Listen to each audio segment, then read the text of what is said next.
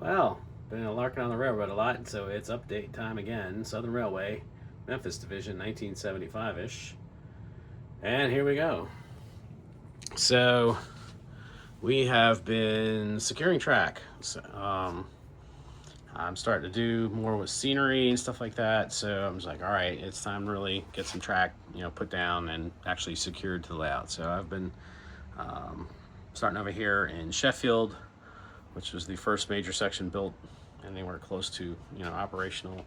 So we've been securing the track and getting a little firmer with layout and everything as ideas and everything have progressed. So done a little work to this building. You notice it's the roof's up. It's got roof on the back side now, so it's getting a little bit better shape. Got those windows there firmed in, and those cars actually will roll in and out of those doors now instead of just have to be sat down on top of. And I'm pretty sure I am now 100% confirmed about the track work here in what used to be the 1903 built Sheffield shops. So these are the leftovers of the shops that was Sheffield Yard prior to the new hump yard out where it is now being built. And so this was all part of that facility. So the station for Sheffield will be sitting here. And then that's the car shop, back shop, tails into the backdrop there. And so what I've decided to do here is that I really think I'm going to basically put, the edge of the turntable way back here in this corner. And I'm going to build some foundation looking structure, what looks like the foundation where they tore down the roundhouse and have rerouted some of these tracks as again, since we don't need a roundhouse anymore, we reroute some of these tracks and bring them in here while in the waning days of using this facility. And then now that, again, it's going away, they're tearing stuff up and whatnot. It's going to be totally gone. In the meantime, there's going to be, like I said, a foundation structure here for part of the roundhouse. Not 100% sure. This probably isn't accurate, but this would have been another branch off of the turntable that came through the facility. So that'll be kind of modeled as just abandoned. But then the tracks here will actually go through the old roundhouse foundation structure. So it'll be dug out and whatever, but there'll definitely be what that was. There's also going to be track formally going straight right here again on the old sheets, on the old everything. This is where the coaling tower was here. So I've got trying to find some old pictures of some early. This facility was built in 1903, so I'm not quite 100% sure. I know in 1925, Southern was building all concrete coaling towers. So I'm trying to figure out if this would have been a concrete coaling tower in 1903, would they have updated it, at a later point? So what is it going to look like? And I may actually build an old, the remains of the coaling tower basically into the backdrop right here. So basically a kind of a like that structure. So that's the idea of what's going to go over there. Just again, just to really give you that scene, that sense of railroad progression through through the ages kind of stuff. So this mess of turnouts over here. A lot of these are old and basically not even functional. So the only two tracks that actually have to work here are these two here, and they do. Those two turnouts work in that regard. But once it gets past here, it's just for looks. So that's that. Over here, this track. Originally, when I built this, was going to be there's a old industry back here behind that was built way back in the day, and I've decided I'm not going to model that. I'm just going to use this track and be the part of the yard facility here. This track, will end right there. Like they took the turnout out at some point. We're not using this anymore, but they were using this one for whatever reason. So that's the idea with that. And this obviously took the turnout here out. There'll be ties and remains there for that as well. So again, that sense of what was and not anymore. But now this industry is going to remain. This was they called this nitrate plant number one. And again, in reality, it's further that way, and actually oriented almost 90 degrees to the tracks here. But I did want to get this in. But this was built during World War I as a munitions, built, nitrates, or Wilson Dam was being built during World War I. So, we're going to use that really cheap electricity from the dam and make powders and explosives with it for the munitions industry. Fortunately, the war ends before all of this gets finished. Nitrate number one sits unused over the years at various things at various times, but there it is. So, and again, this used to be an entire building here, but I'm like, all right, just didn't look good sitting there, out by itself.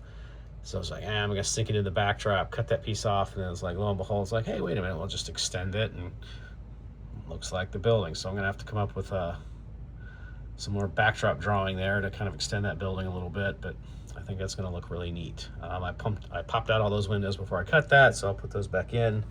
They're sitting down here in a pile, and we got all these old yard tracks laid down. Now you can see, I got a sand. There's a couple little places in here that's got some, all right, like right there. I gotta get the belt sander up here and sand, and then I got a sand right here. You can see that dip coming off between this. This is originally, remember, this is built as a, I can take this out if for some reason I gotta do some kind of crazy thing with the HVAC. This is built as a section that can come out. Now, am I making it so that I can swing out or anything? Absolutely not. But worst case scenario, I can cut some flex track on either, in either place, and pull this out if there has to be major HVAC work done. So that's that. And I think I explained last time that I put a little more depth in here just to give the town of Sheffield a little more depth. I got to dig into the some research and everything else and get a little bit better idea of what downtown looked like. But again, you really can see that Sheffield was truly a railroad town. So that building's got some paint, actually got a roof on it. I think it looks pretty good. I got to put some doors and whatnot on it, but that turned out really well, especially given the amount of effort I put into it. The coloring looks good. So it's gonna get some details, whatever. And then that track going back there really won't ever do anything, per se. It's not gonna have well, I say it now. It doesn't have an industry slated for it. But it ran off back there, and then again, in the old days, back that way were the furnaces for iron making. Back there up on called Furnace Hill. This was one of the earliest places where they were smelting iron in the area. I think even before Birmingham was really, what it was, they were smelting iron here. So, but again, in the old days, again, there were multiple tracks coming back here, and this freight house would have been rail served back in the day. There'll be some ties and stuff kind of embedded in here, and this road will keep going down that way. But it'll give you the idea that, hey, this wasn't always like this. So right through here hasn't stayed the same. All right, so then we get back here. So this is the interchange with two railroads, L&N one, and the other one is the trackage coming down from the TVA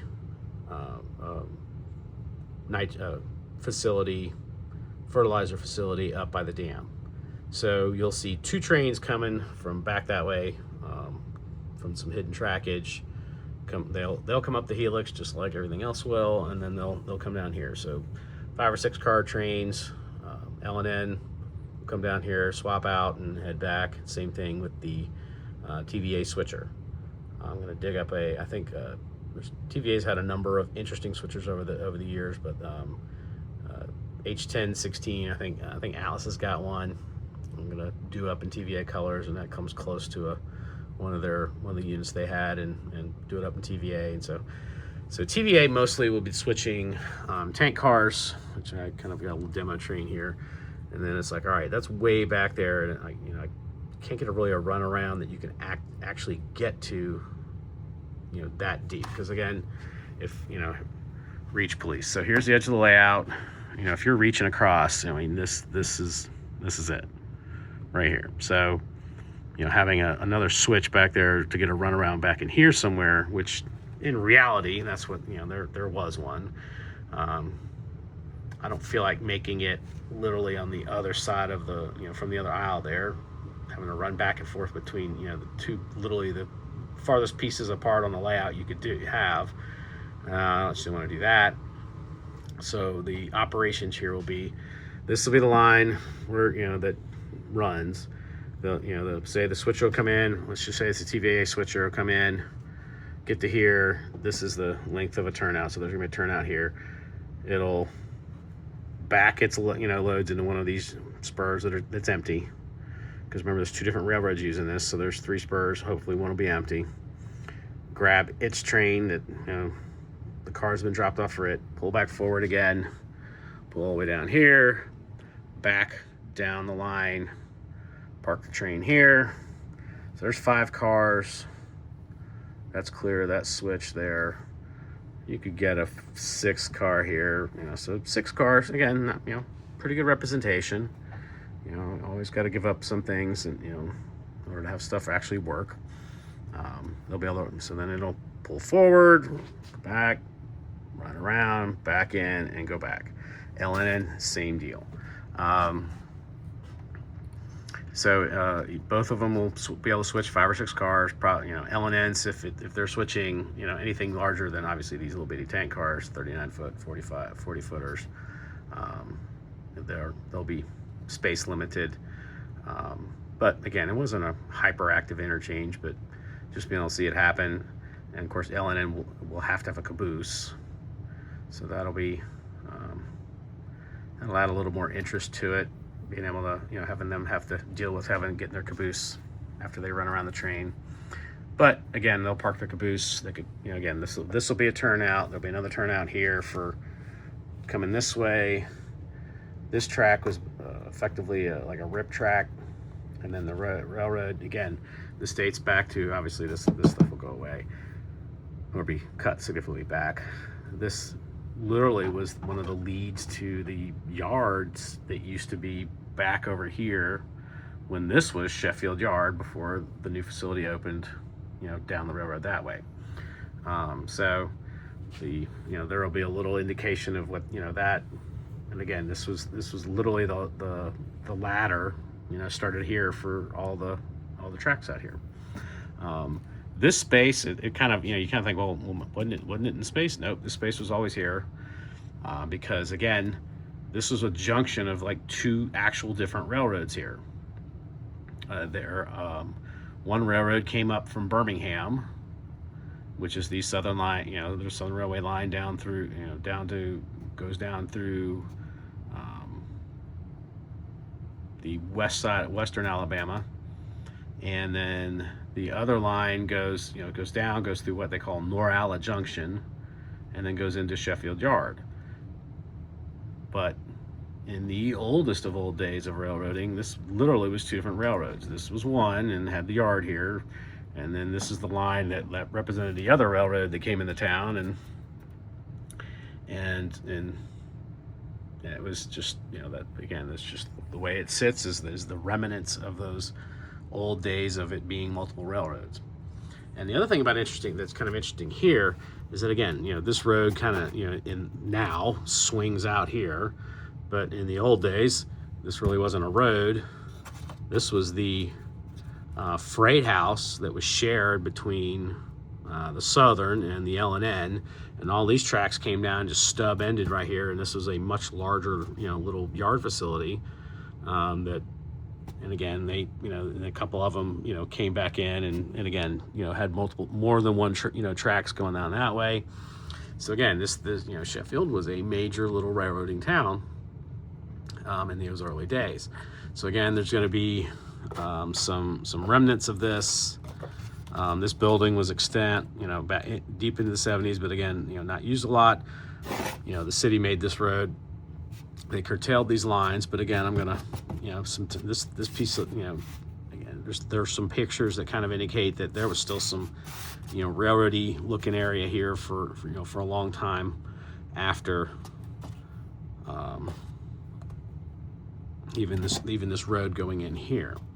So there'll be, some indication, ties buried in the ground and, kind of, going like this, like very obvious that, this didn't used to be like it is now. And again, just, kind of, giving that sense of history. So now the one thing that did kind of exist in this area here, pictures, I think it's a little concrete,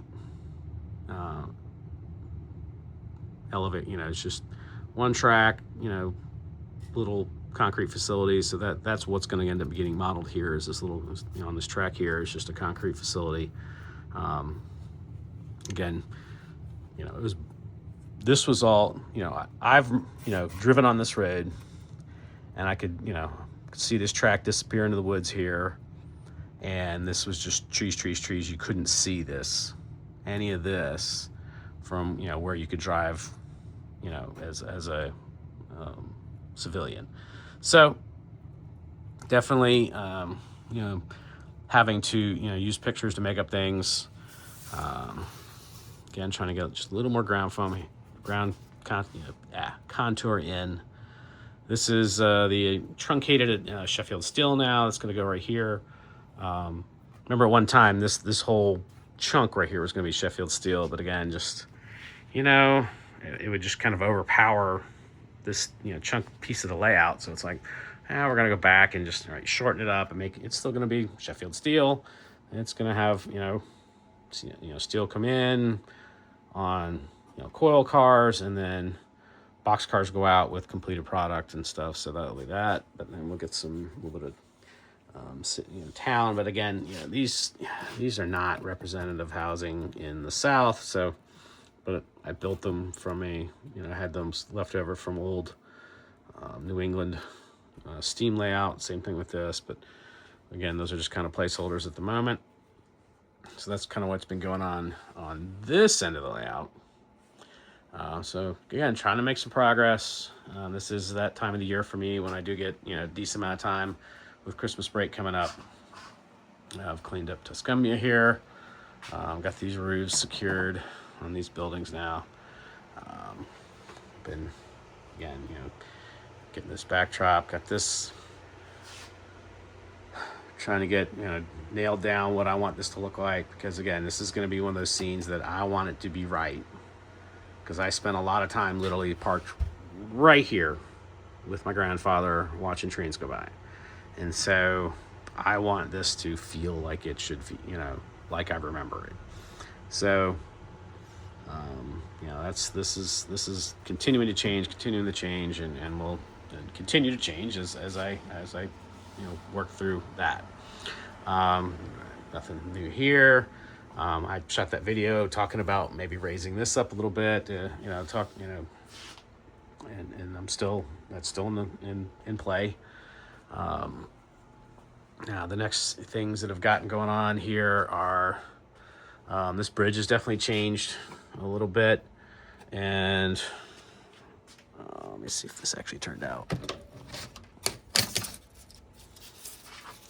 All right, so this is going to go here. So again, this is a bridge that they, the folks in charge of everything put together, to elevate this road up over the railroad instead of having a grade crossing. Because again, this is basically Norala Junction is right over there where the two lines would split and go to, Sheffield, and one goes to Sheffield Yard, and the other one goes south to Birmingham.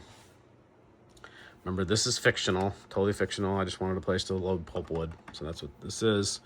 But this bridge actually exists, and then down the road. And I'm just gonna try to sketch in some, forced perspective there. In the day when my time, that I'm modeling, that was a Kmart. But if you look at the pictures, it's like those pictures for when the bridge was actually more straight into the backdrop. I've actually changed the angle of it. So but again, this is just real narrow because they built a fill and elevated the road. So that's what this is. So this will get, I get a little bit of angle to it as it starts to come back down this way. And ultimately, this will be two separate little bridges, because in real life, that's what it is. It's a bridge here and a bridge here, and there's actually space in between them, so that'll get that. But for right now, that's what's going to be modeled. Did some shaping on that little hill there. Now over here is where I've been playing around with some scenery stuff. So the thing that made me really, started headed toward, actually gluing, getting some more track secures, I actually had to, secure this in place. And I'm like, all right, I'm putting all this scenery stuff down, but I'm going to try. And it's like the question, some people are like, well, why would you start here? Well, this is kind of not a whole lot going on space, number one. Number two, the crossing here is important, but ultimately, in that that industry, from the road you can see it, but again, it'll be an important industry for the railroad with two tracks and a lot of things going on. But as far as what I remember, it's not. Now that little building there is something I do remember, and it's actually a pretty, actually it's a very realistic little stand-in model of an industry that is extant, and I remember a lot. Little tire place kind of thing. Supposed to have a road going next to it going down that way, and I think I will get that cut into that. But again, this is iterative design. As you, put stuff in and think about it and go, all right, well, wait, what about this? What about this? And again, the time that this is, again, from overhead photos, I know this video is getting really long, but from overhead photos, this is just like kind of farm fields out in here. There was another building here, but again, I'm just like, let's just model the this little electric supply place that's back here. But again, it's part of the backdrop. We'll stand out for one piece of it, and then it goes back, and there'll be another piece. And I gotta draw, I gotta make the roofs going into the backdrop there. I'm gonna straighten this road, because right now you can see it kind of curves this way. I'm just gonna go ahead and straighten it out and just bring it. And just have it, basically from right here, just go straight across. That's the 6th Street crossing. And again, according to lore, that's where I saw my first train. Got roofs on everything, got a little paint on everything, the roofs, except for a couple there. Got a top on that other tank. So just trying to, practice my scenery techniques. I haven't done scenery in 15 plus years, so just trying to dip my hand back into it, here where it I won't say it doesn't matter, but I'm not gonna say it doesn't matter, but doesn't have as big effect on what pieces of the railroad that I really need to be accurate. So got this little hill here on the corner, really carved down a little bit, got a little bit of ground goop on it, painted it. I'll get some grass and stuff on it, and again, after all the track work and ballasting and everything is done, gets done there, this will get some trees on it. And again, just kind of give you a little bit of a view block. So again, when you're sitting here looking this way, yep, you can see it. You won't be able to see any of that. That'll be, I think, pretty nice, view-wise. And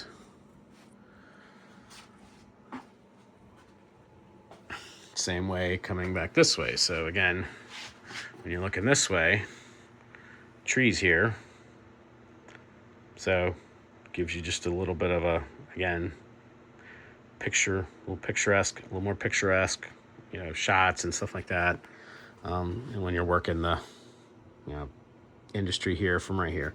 So now, yes, you have to reach over the main. If there's a railroad train on the main, you got to watch your arm dragging here when you're working, stuff in this thing. But again, it's, I've got plenty of distance here. Now, if I'm 6'2", of course, it's my railroad, so I want it the way I want it. But